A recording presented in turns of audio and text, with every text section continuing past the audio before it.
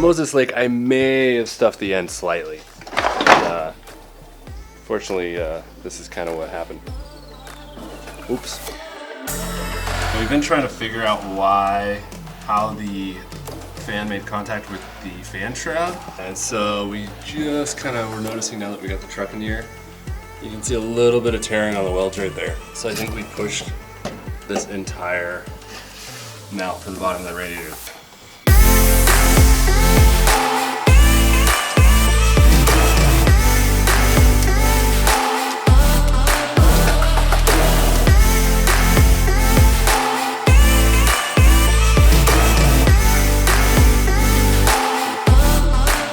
So one of the other things that we ran into is the four-wheel drive wasn't working. We found that out the hard way when we got stuck in the snow. We went through and diagnosed, and basically what we could find is that we have a motor pad that engages the transfer case to the drive shaft. So oddly enough, this was sitting in the back seat of the truck when I picked it up. We think this is a culprit. We think that my uncle knew this was a culprit. So today we're going to drop the drive shaft, try to pull this out, put the new one in, and see if we can get four-wheel drive working again. What's the retail on one of those? Well, we just learned it was $6,700 paid by Mark Mural. However, when we realized it was bought in Ensenada, we assumed that's pesos. So we got to drop this entire cross member because the four-wheel drive solenoid is right there. I think what I'm going to do. So we got the front drive shaft off. You can see it's opened up.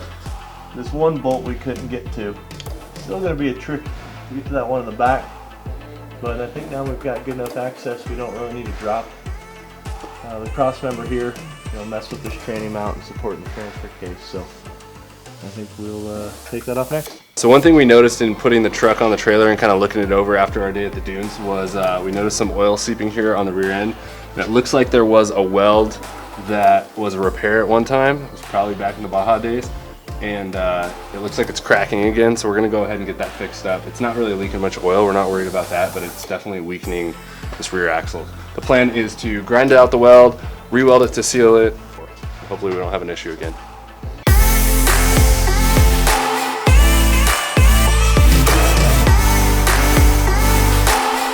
We drilled a hole at the ends of both sides of the weld to hopefully stop it from cracking farther even after welding.